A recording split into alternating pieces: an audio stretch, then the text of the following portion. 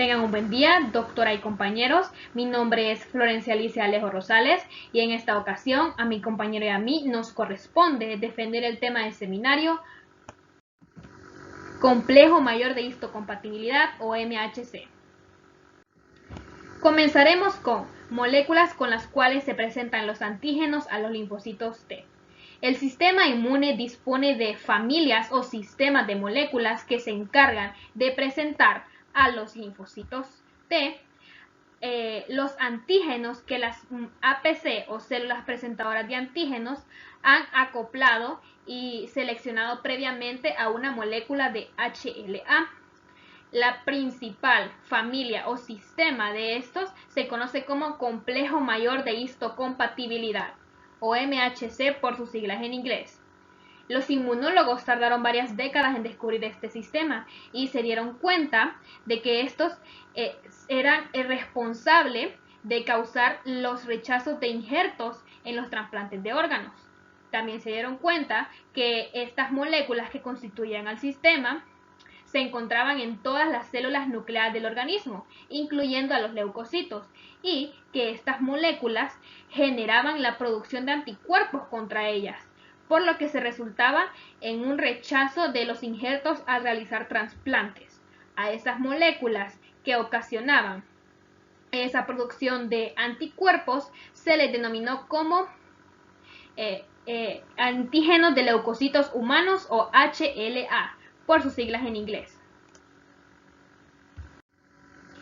Aquí podemos observar a tres personajes que gracias a sus trabajos en inmunogenética fueron galardonados en 1980 con un premio Nobel. A George Snell, que descubrió el sistema H2 en el ratón, a Jean Dowsett, quien descubrió el sistema HLA en el ser humano, que es equivalente al H2, ambos conforman un complejo mayor de histocompatibilidad en ambas especies, y a Varus Benacerraf, quien descubrió la función del sistema de HLA en el ser humano. Complejo mayor de histocompatibilidad. Tenemos que el MHC fue detectado como un locus genético que codificaba las moléculas de glucoproteínas que se encargaban del rechazo rápido de trasplantes. Locus se refiere en sí a la localización específica de un gen dentro de un cromosoma, como podemos observar en esta imagen y en esta otra imagen. Y el plural de locus se denomina loci.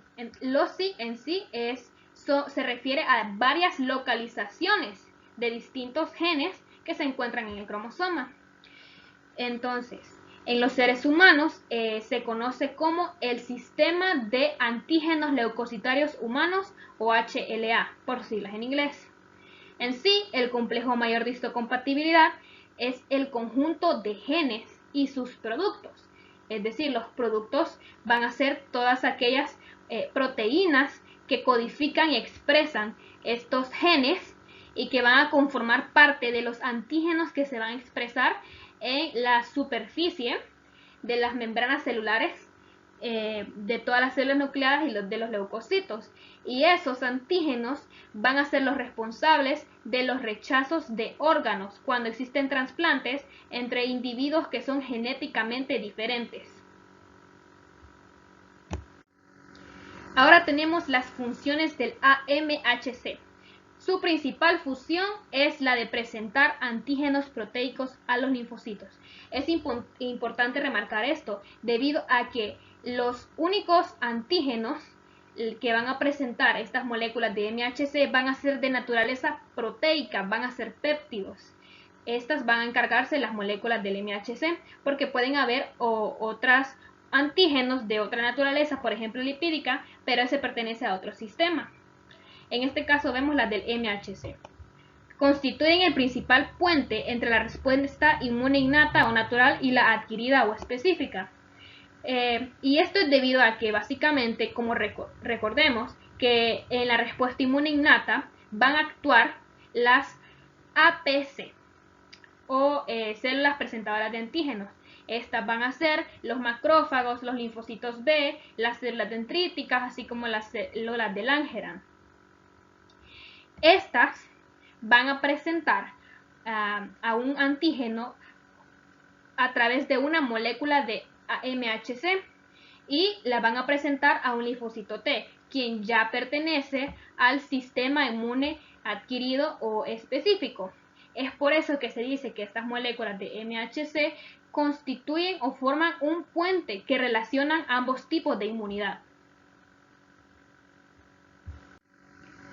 Ahora tenemos que el MHC está constituido por 400 genes, como les explicaba antes, es un conjunto de genes que van a codificar los antígenos que se van a presentar en los leucocitos, siempre pertenecientes a este sistema.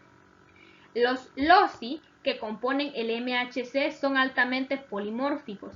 ¿A qué se refiere con esto? Como recordemos, el LOCI se refiere a varias localizaciones específicas de genes diferentes dentro del cromosoma y estos LOCI a su vez van a ser polimórficos. Es decir, que de esos 400 genes que presenta el MHC, cada uno de los genes, cada uno individualmente, va a constituirse o va a tener diferentes formas alternativas y a esas diferentes formas alternas se les van a conocer como alelos, que los alelos a su vez, que son esas diferentes formas alternas, van a tener su propio locus. Podemos observar en esta imagen que los genes que constituyen el MHC se van a encontrar en el genoma humano dentro del cromosoma 6, en el brazo corto del cromosoma 6, y a su vez esos genes se van a dividir en 3 regiones o clases, denominadas clase 1, clase 2 y clase 3, que a su vez van a tener sus diferentes genes con sus correspondientes alelos y locus, o sea, localizaciones específicas o varios loci.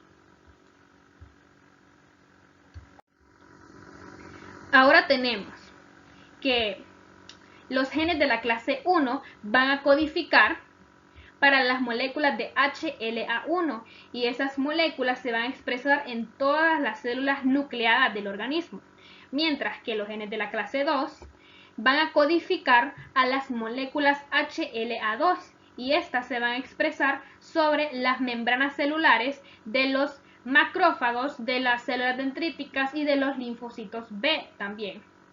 Y los genes de la clase 3 van a encargarse de codificar los factores del sistema de complemento, así como también citoquinas y otros factores que tienen otras funciones. Estructura y organización genética. Tenemos que la conformación de todas las moléculas de HLA es similar. Estas van a constar de un nicho formado por 2 hélices antiparalelas que van a estar superpuestas a una plataforma de bandas en las que van a capturar al antígeno. En el fondo del nicho hay varios bolsillos en los que se encajan determinados aminoácidos del péptido que van a ser presentados al TCR. El nicho es como un hueco, es como una hendidura y lo vamos a ver mejor representado en la siguiente imagen.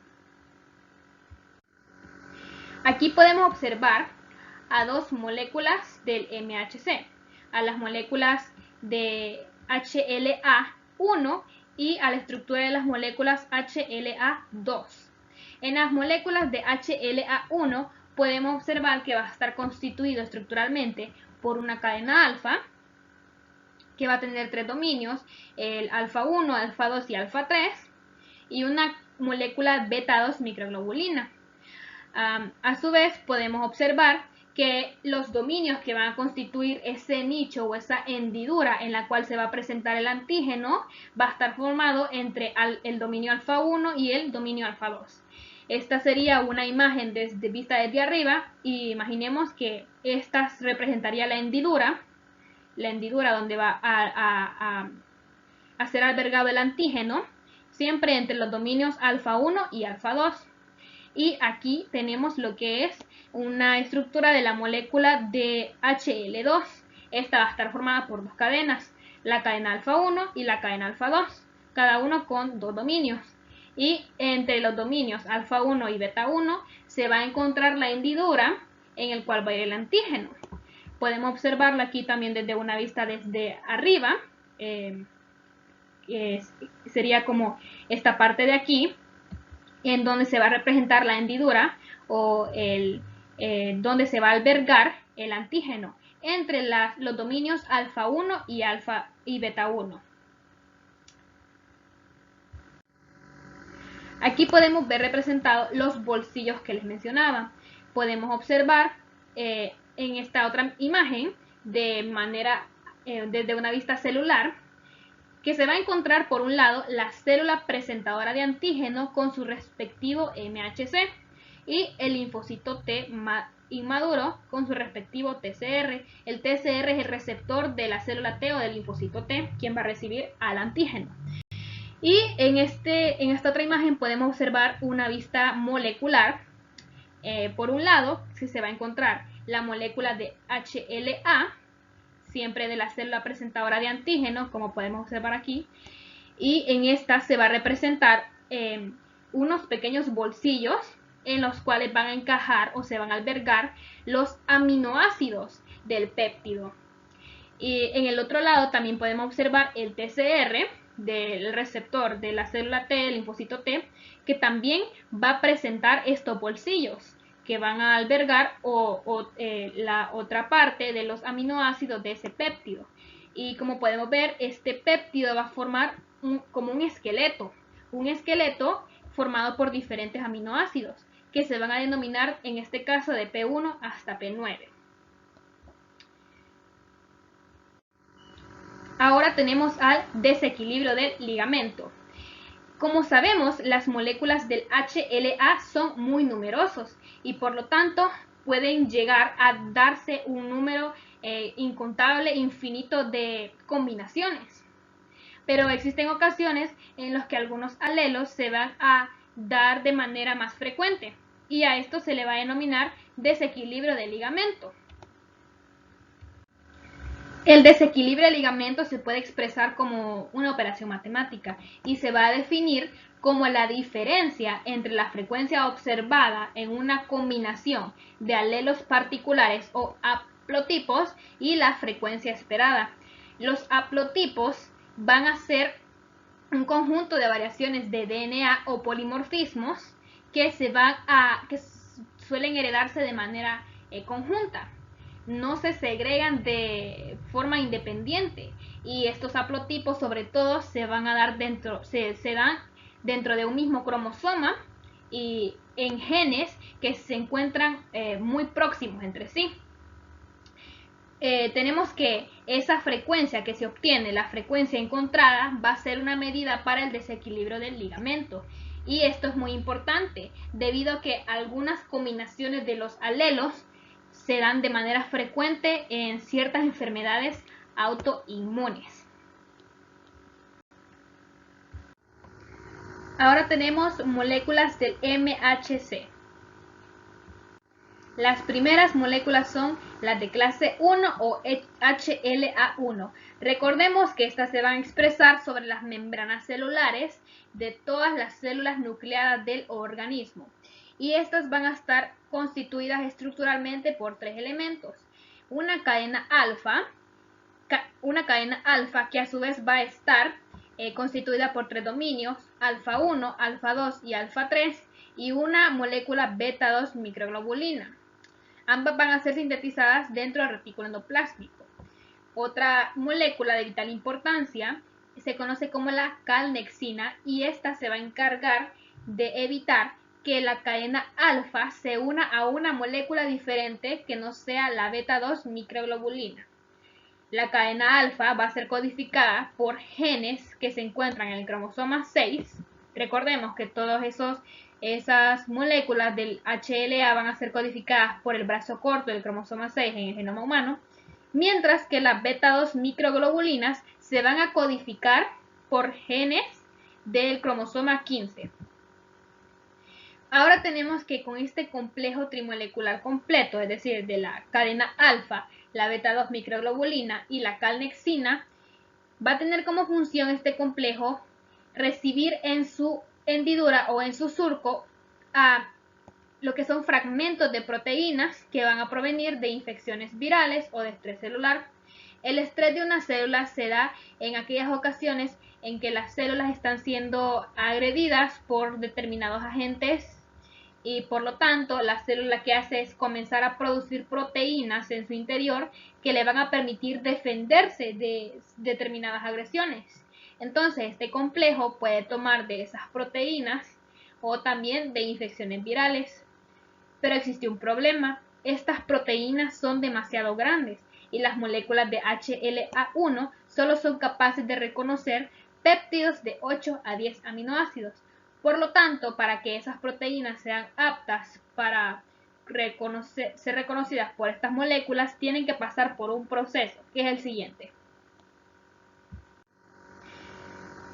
En primer lugar, vamos a tener a la proteína, ya sea de origen viral o de estrés celular, dentro del citoplasma, y esta se va a unir a una molécula que se conoce como ubiquitina, representada por la U, y otra proteína conocida como E2. Esta le va a ayudar a la proteína a movilizarse desde el citoplasma a un organelo que también se encuentra en el citoplasma, que se conoce como proteosoma, que tiene forma tubular y está conformada por 20 enzimas que van a ser encargadas de degradar a esas proteínas en péptidos más pequeños. De esos péptidos, solamente el 10% va a ser reconocido por las moléculas de HLA1 y el 70% va a ser demasiado pequeño como para ser reconocido, y el resto son péptidos muy grandes, por lo que tienen que atravesar un proceso especial por las aminopeptidasas, que son enzimas también. Continuando, estos péptidos aptos van a pasar del citoplasma hacia el retículo endoplásmico a través de una molécula que se conoce como TAP, que significa transportador asociado a la presentación de antígenos. Esa molécula chaperona se va a encargar de movilizar a los péptidos desde el citoplasma al retículo endoplásmico. Y así ese péptido va a llegar a unirse a la molécula de HLA1, formando el complejo HLA1 péptido. Este complejo, que está representado de esta forma, como podemos ver la molécula HLA1 y la beta-2-microglobulina, ya está preparado para poderse movilizar hasta lo que es la membrana celular de la célula y presentar a su antígeno ante los linfocitos T CD8 a través de su TCR, que es el receptor de este linfocito. Resumiendo, podemos observar que ese procesamiento y presentación de antígenos en HLA1 se va a dar por 4 etapas. Primero, la generación de los péptidos a partir del proteosoma. Luego, el traslado del citoplasma retículo endoplásmico a través de la molécula TAP o transportador asociado a la presentación de antígenos. Y luego la unión, que es la unión del péptido a la molécula HLA1. Por último, el transporte de este complejo HLA1 péptido hasta la membrana celular para ser presentado ante los linfocitos T CD8.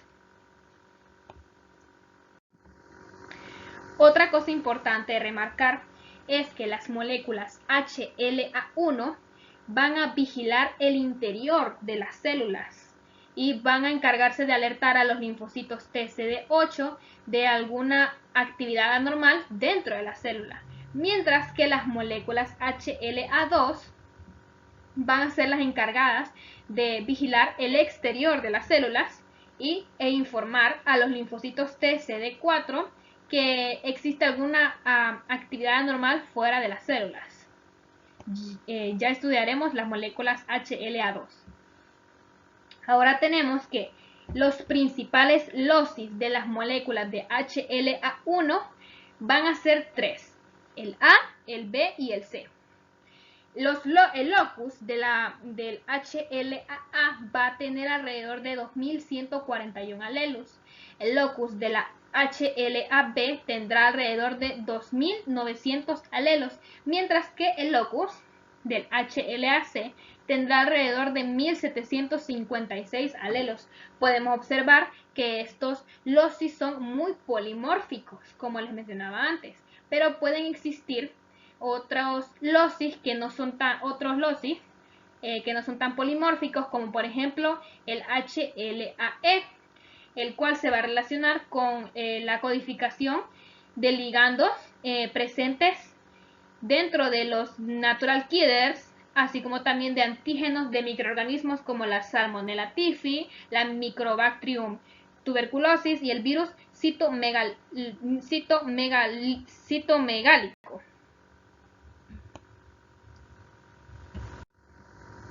Ahora tenemos las moléculas de HLA2. Estas moléculas se van a expresar sobre las superficies de las membranas de las células de los macrófagos, los linfocitos B, las células dendríticas, así como también de las células de Langerhans. Podemos observar que está constituido estructuralmente por dos cadenas, una cadena alfa, una cadena beta, cada una constituida de dos dominios, alfa 1, alfa 2, beta 1, beta 2, y tenemos que entre el dominio alfa 1 y beta 2 y beta 1 se va a encontrar el surco o hendidura en donde se encontrará o albergará el antígeno. Un elemento importante de mencionar es el interferón gamma, el cual se va a encargar de inducir en algunas ocasiones, como por ejemplo en respuestas inflamatorias por infecciones. Este interferón se va a encargar de inducir la expresión de estas moléculas HLA2 sobre células como por ejemplo del endotelio de los capilares, de los fibroblastos en la piel, de las células del neuroglía en el cerebro o también de las células beta en los islotes pancreáticos, y va a convertir a esas células en presentadoras transitorias o temporales de antígenos para los linfocitos T. También este sistema de HLA2 va a constituir de tres locis.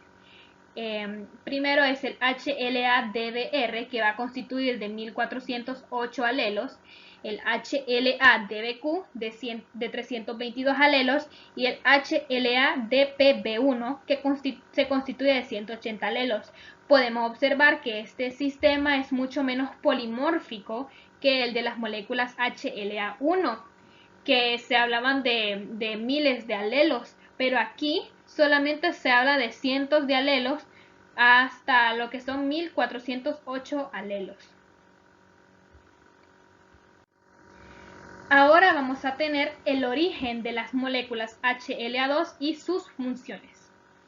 Aquí se van a dar dos procesos que se van a dar de manera independiente, pero luego esos procesos van a converger para poder originar la molécula de HLA2 con su respectivo antígeno unido.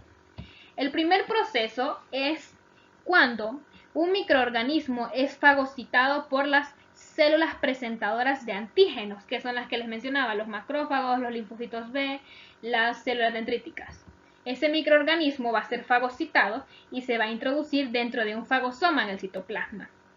El fagosoma se va a fusionar con un lisosoma, el cual va a tener enzimas proteolíticas que se van a encargar de degradar a ese microorganismo y lo van a convertir en pequeñas porciones, pequeños fragmentos, a los que se les va a denominar antígenos a cada uno. Antígenos bacterianos, por ejemplo, si es una bacteria la cual fue fagocitada. Ahora el segundo proceso va a ser la preparación de la molécula de HLA2 antes de poder unirse a su respectivo antígeno. Podemos ver que esta molécula de HLA2 se va a generar dentro del retículo endoplásmico representado por este rectángulo, y a esta se le va a unir o se le va a acoplar una molécula especial que se le denomina cadena invariante. La cadena invariante va a tener como función bloquear o evitar que un antígeno de origen interno de la célula se una a esta molécula de HLA2 en su traslado al citoplasma o en su formación. El tercer paso es que esta molécula de HLA2 con su respectiva cadena invariante va a introducirse dentro de un endosoma o la vacuola en la cual se encontraba ese antígeno de origen externo. Pero para que ese antígeno pueda unirse a la molécula tiene que pasar antes lo siguiente. La cadena invariante, gran parte de esa cadena se va a remover y solamente va a quedar una pequeña fracción que se denomina clip de esa cadena invariante. Pero luego este clip también va a ser removido por una molécula que se conoce como la HLA-DM y así podemos observar que esta molécula de HLA2 va a quedar libre para su unión con ese antígeno. Ya queda libre del antígeno que fue formado dentro del endosoma. Y podemos ver que con este complejo de molécula HLA2 y su antígeno está preparado para trasladarse a la membrana de la célula de la CPA o célula presentadora de antígeno y presentar al antígeno ante los linfocitos TCD4 mediante su TCR. Una cosa importante de remarcar es que los antígenos que presentan estas moléculas son de 12 a 20 aminoácidos, mucho más grandes estos péptidos de los que presentan las moléculas de HLA1, que eran de 8 a 10. Ahora podemos, como a manera de cuadro resumen, cuáles son las diferencias de una molécula de HLA1 frente a una molécula de HLA2. Podemos observar que las cadenas que integran las de HLA1 son la alfa y la beta 2 microglobulina, también la calexina, y la molécula de HLA2 va a estar formada por una cadena alfa y una beta.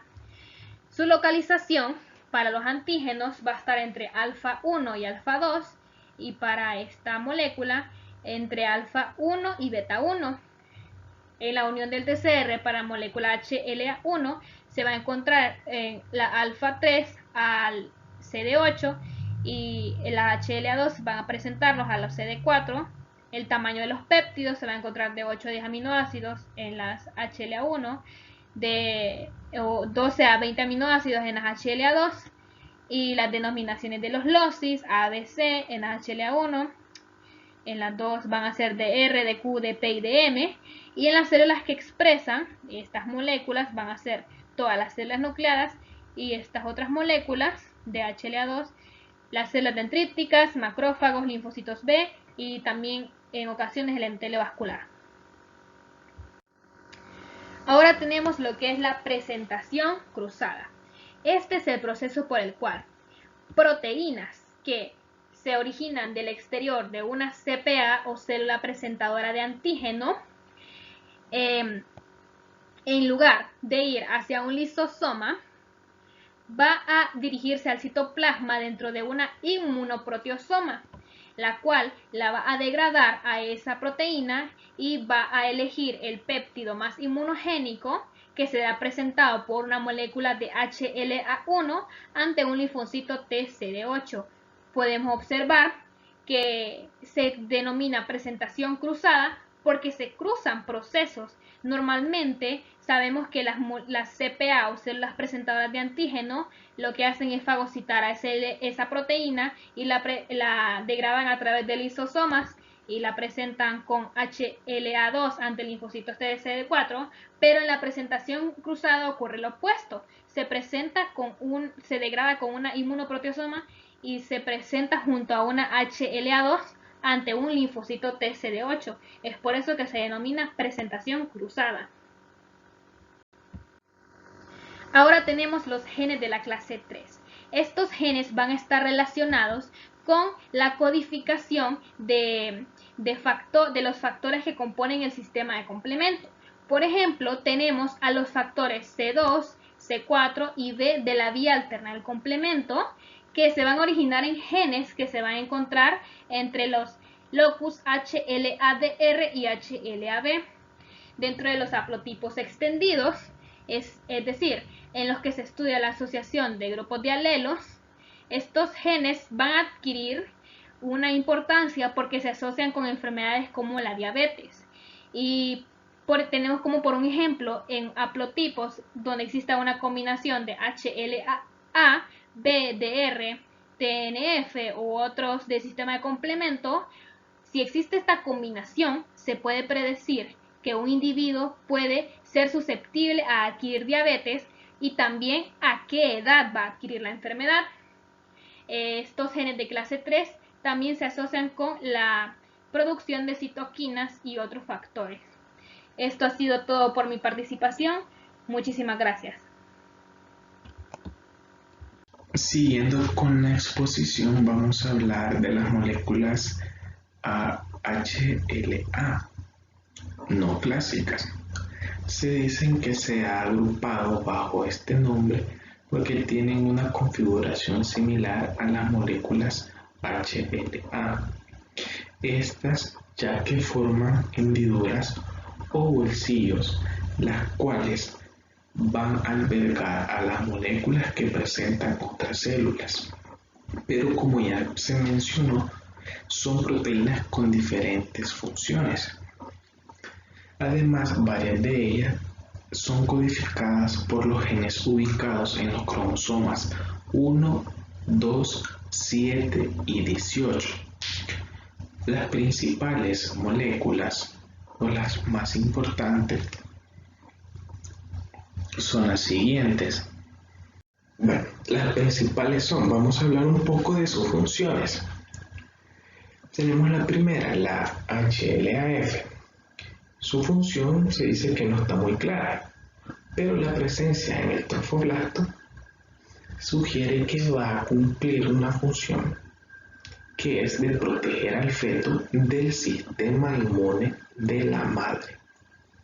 También la HLA-G se va a encontrar casi exclusivamente en el tejido placentario, en la interfaz materno-fetal, en donde no se va a expresar ninguno de los antígenos de la clase HLA1 y HLA2. Su papel protector en el embarazo se ejerce evitando la actividad de células asesinas naturales, como se le conoce también en sus siglas en inglés, las células NKS o células killer.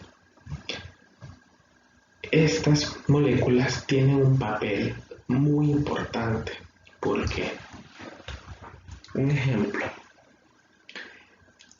estas células NKS en el embarazo al feto lo van a tomar como un cuerpo extraño y por ende va a haber complicaciones en el embarazo hasta llegar a un aborto involuntario. También estas células asesinas van a impedir que el embrión se vaya a implantar al útero.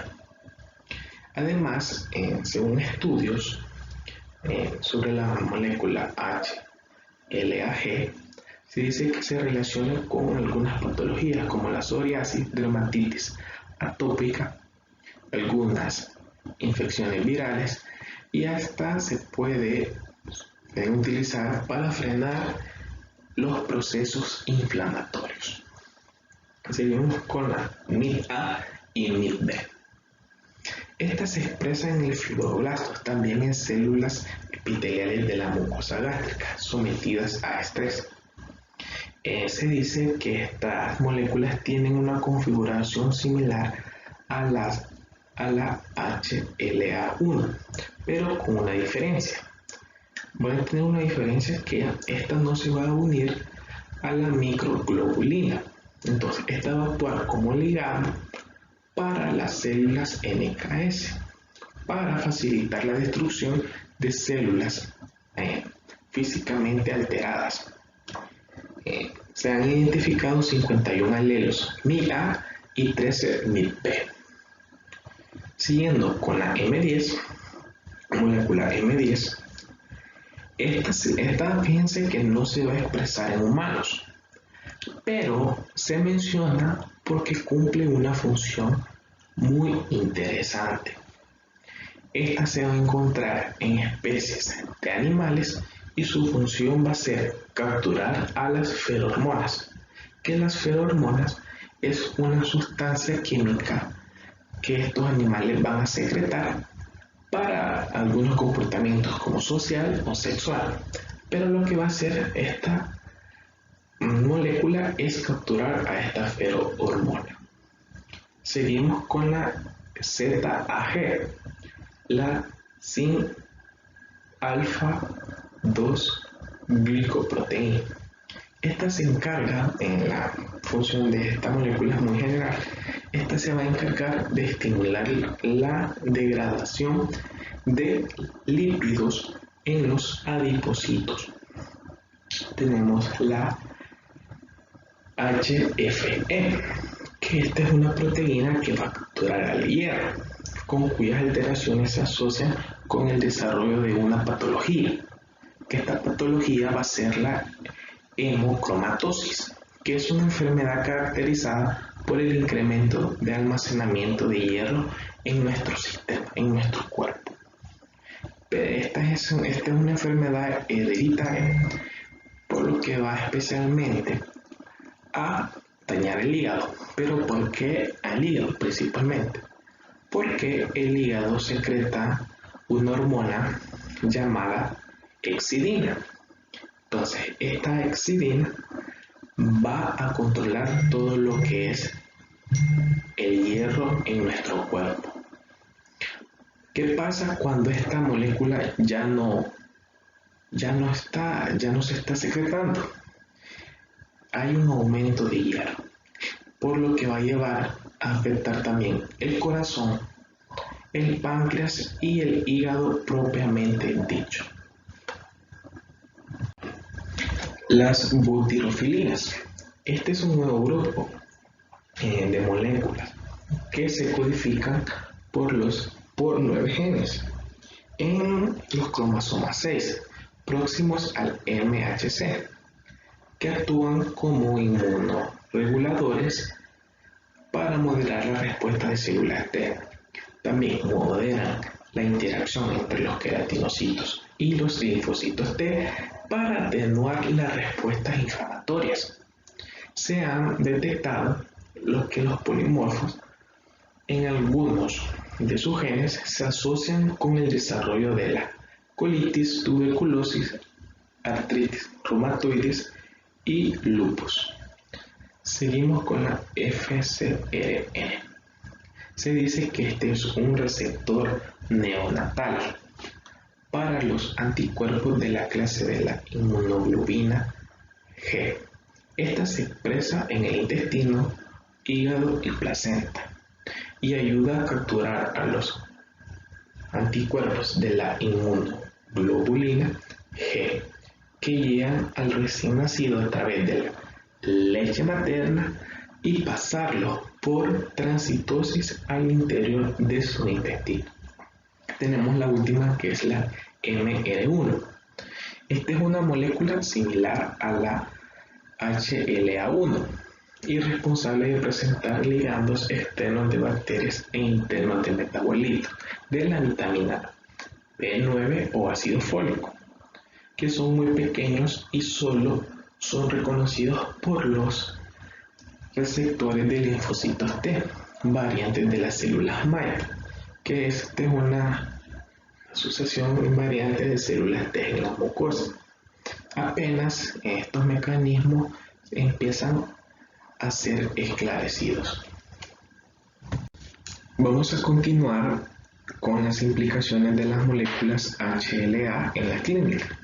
Dice: la resistencia de un individuo a las infecciones por determinado microorganismo está en gran parte programada por las características de las moléculas HLA que posee.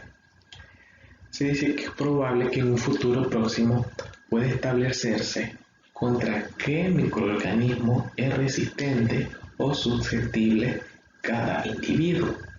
La determinación de estos antígenos tiene aplicación en diferentes casos que vamos a ver a continuación.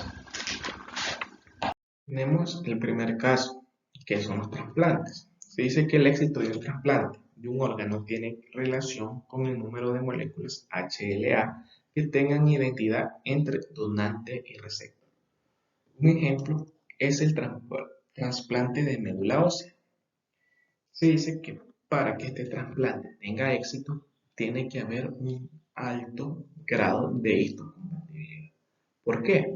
Porque cuando una persona recibe un órgano de, de alguien más, el sistema inmune de esta persona que recibe el órgano puede reconocer que es un cuerpo extraño. Esto va a suceder porque el sistema inmune de esta persona va a decretar que los antígenos en la célula de este órgano son diferentes o no son compatibles. Esto va a llevar a desencadenar en reacciones como transfusión de sangre o rechazo al implante. El segundo es transfusión de plaquetas y de células PMNS. Estas células son un tipo de célula inmunitaria que tienen granulocitos y que son enzimas que son liberadas durante la infección. Todo neutrófilo, eosinófilo y basófilo son células PMN. Esto sucede también en los politransfundidos, que producen anticuerpos contra las plaquetas. Algo parecido ocurre en la transfusión de granulocitos. Tercero es estudios antropológicos. Se dice que la presencia de los distintos genes del complejo mayor de histocompatibilidad varía en los diversos grupos étnicos. Por ejemplo, eh, el HLA-B W54 es frecuente en los japoneses. Encontré ahí un caso que decía que 22 pacientes japoneses con crisis de glaucoma fueron tipificados para los antígenos leucocitarios humanos A, B y C para detectar que los factores inmunogenéticos están en ellos. Para enfrentar esta enfermedad se demostró que 9 pacientes de ellos, que es como el 41%, de estos 22 estaba presente el antígeno leucocitario humano BW54.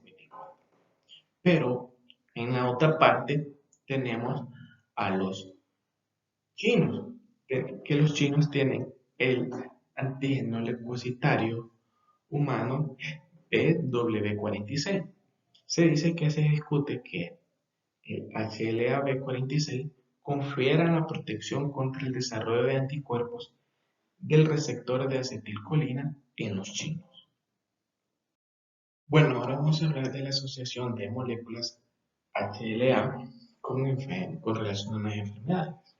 Es frecuente en la asociación de ciertas enfermedades con determinados alelos del complejo mayor de histocompatibilidad, especialmente los locis o lucos de R, que un loci es un sitio específico de un gen en un cromosoma. En algunos casos en el A y el B y excepcionalmente en el C. Se han descrito más de 500 enfermedades en los grados variables de la asociación de diferentes alelos de moléculas HLA.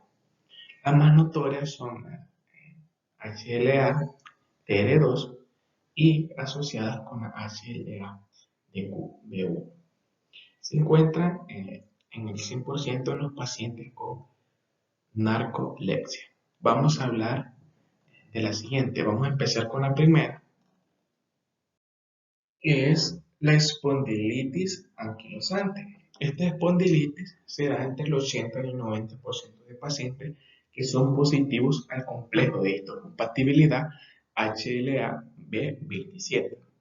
Esta espondilitis anquilosante es una enfermedad inflamatoria que con el tiempo puede hacer que algunos huesos de la espina dorsal, las vértebras, se fusionen. Esto hace que la espina dorsal sea menos flexible y pueda conducir a una postura encorvada hacia adelante, como podemos observarlo aquí. Si las costillas se ven afectadas, esto puede Esto puede llevar a que sea imposible respirar. Esta espondilitis se puede encontrar en las articulaciones entre la base de la columna y la pelvis, también entre las vértebras de la espina lumbar, como lo podemos observar aquí, en los lugares donde los tendones y ligamentos unen a los huesos, principalmente en la columna vertebral, pero se dice que a veces llega a afectar también a los miembros inferiores, como el tendón de Aquiles o el tendón del talón. Podemos también, como ya lo hemos dicho, que se puede encontrar entre el esternón y las costillas, que esto llevará a que no se pueda tener una buena respiración. Continuando con la enfermedad celíaca, o conocida como celiaquía. Esta es una enfermedad sistémica donde no se va a ver dañado solo el intestino, sino otros tejidos del cuerpo. La enfermedad se dice que es de base inmunológica, ya que esta va a generar anticuerpos que van a causarle daño al organismo. Por eso se considera como una enfermedad autoinmune. La enfermedad celíaca se da por la intolerancia de la gliadina del gluten, ya que el gluten es un grupo de proteínas que lo vamos a encontrar en las pastas, galletas, pan o el trigo. Esta enfermedad no ocurre en todas las personas, sino en aquellas que tienen una predisposición genética de los haplotipos de Q2 o de Q8, pero más concretamente los haplotipos de Q2, porque ya se ha presentado el 90% de los casos.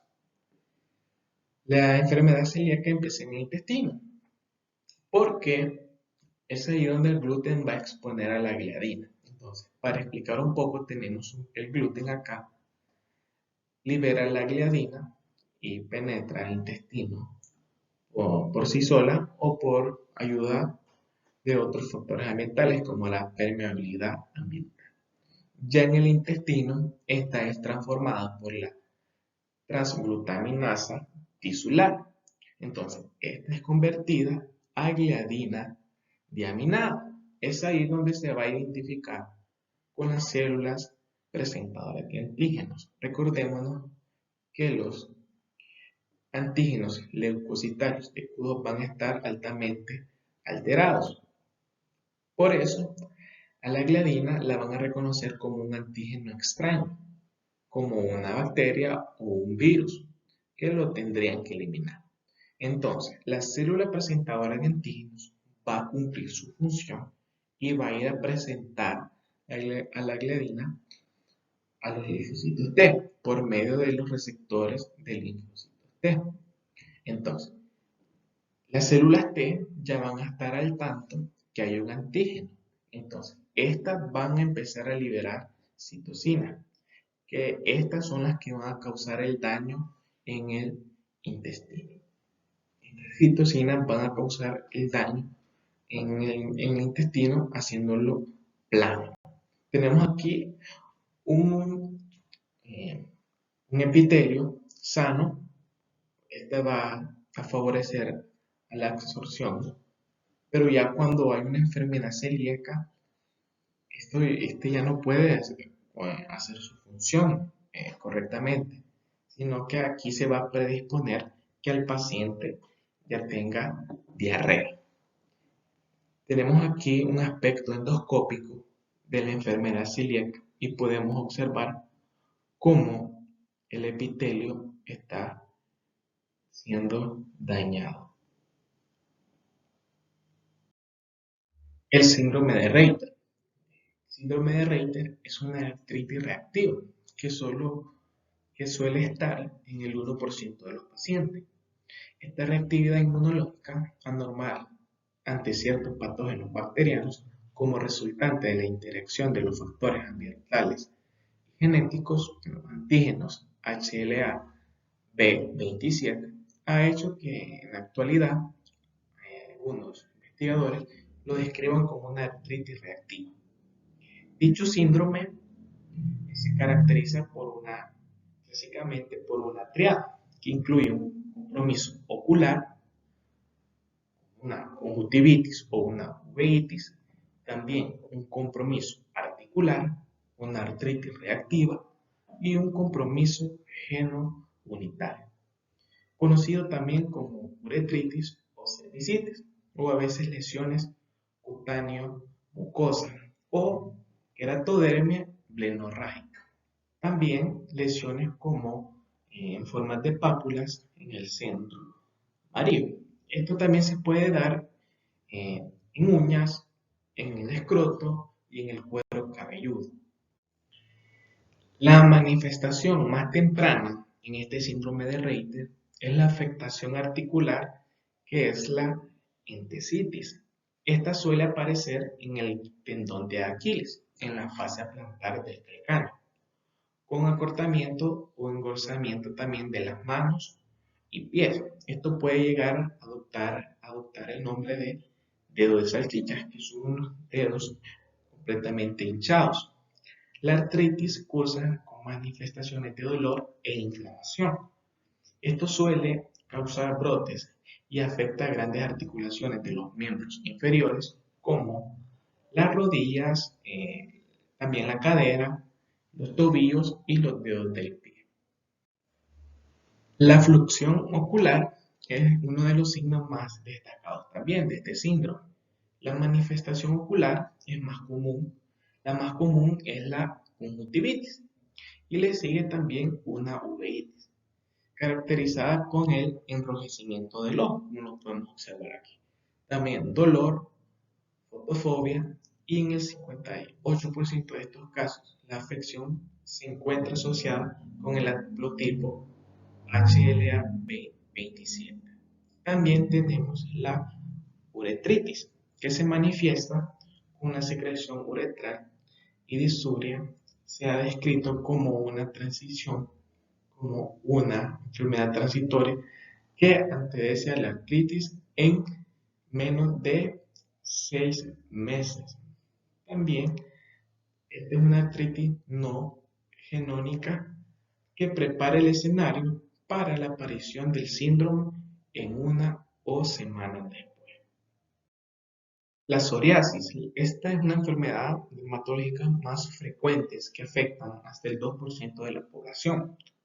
Como sabemos, la piel tiene 3 capas, que son la dermis, epidermis y la endodermis. La epidermis, siendo la capa más externa, genera unas células llamadas queratinocitos. Cuando ya tenemos esta llamada enfermedad psoriasis, los queratinocitos se van a ver afectados en una hiperproliferación, haciendo que la piel se vaya renovando muy rápido. Entonces, esto llega a ser una psoriasis en placas, haciendo, como podemos observar aquí, afectando a la piel de esta forma, con escamas y manchas rojas.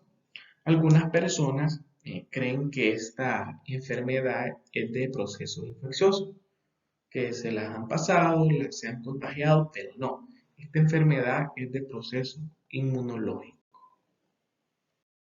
Continuando con la artritis reumatoide. La artritis reumatoide es una enfermedad inflamatoria crónica que se desconoce sus orígenes y conocida como una poliartritis.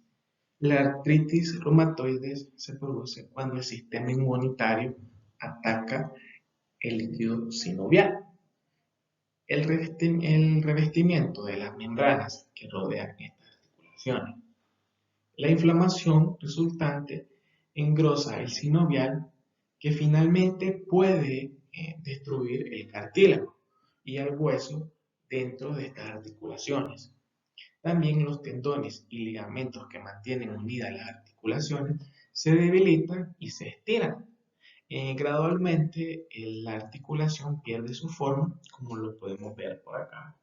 Todas esas articulaciones deformadas, las articulaciones de las manos, y pierden su forma y su alineación.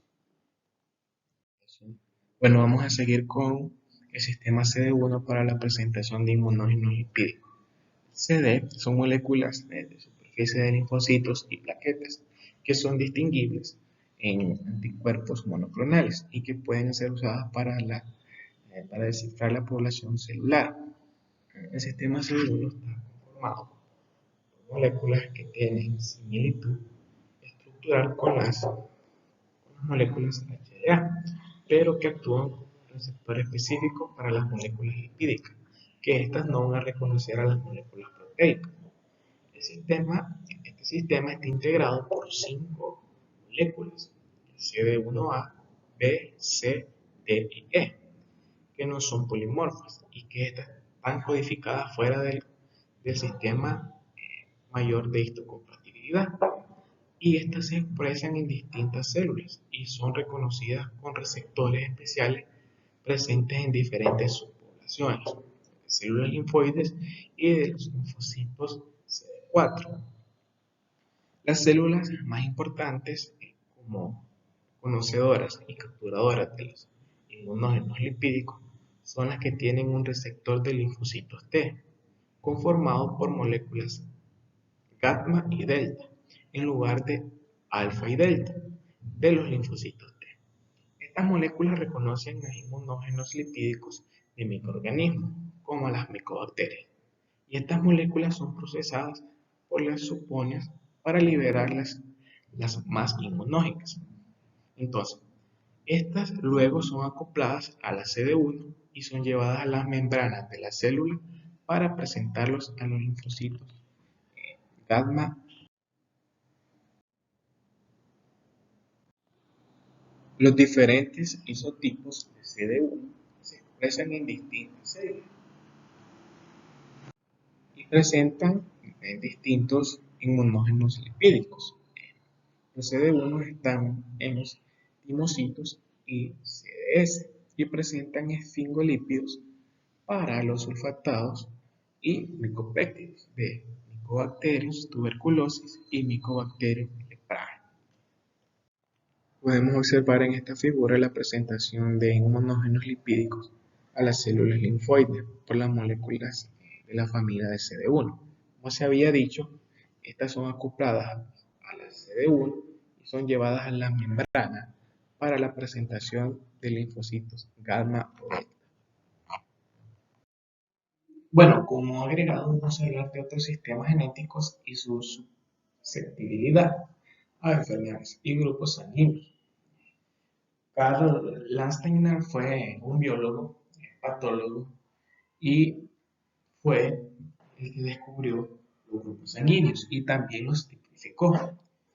Este doctor ganó el premio Nobel en 1930 por la identificación de estos grupos sanguíneos. Los grupos sanguíneos A, B, ABA y O tienen características muy especiales. Fueron descubiertos hace más de 100 años y aún no se sabe para qué se ocupan, para qué sirven. Su carencia no se acompaña de ninguna patología. Para la expresión de grupos A y B se requiere la presencia de antígeno H, codificado por el lupus H, el cual se fija a la membrana de los eritrocitos por medio de una molécula proteica. También se sabe muy poco de estos sistemas, del A, B y AB, y muy poco se sabe que parecen ser contradictorios al funcionamiento normal de este sistema. Por esto es debido a la presencia de algunos de ellos, A del sistema A, B y AB, aun cuando la mayoría de estos textos de inmunología se le llaman antígenos y no inducen a la producción de anticuerpos, los cuales los anticuerpos contra algunos de estos grupos son anticuerpos naturales, generados contra antígenos de bacterias del tracto digestivo. Y esto no se sabe ni por qué suele estar presente contra la molécula no expresada de la membrana de los eritrocitos. También está la única función de estos grupos sanguíneos es obstaculizar las transfusiones sanguíneas y los trasplantes. Es muy curioso, la función biológica es similar a la que por las varias décadas se le asignará complejo mayor de histocompatibilidad, para que parecía existir solo para impedir o dificultar el trasplante de órganos, pero que pocas décadas más tarde se encontró que eran moléculas presentadoras de antígenos, por excelencia, y otras eran por lo tanto la pieza clave de la respuesta inmune adquirida o específica. Hasta aquí ha llegado esta exposición. Gracias.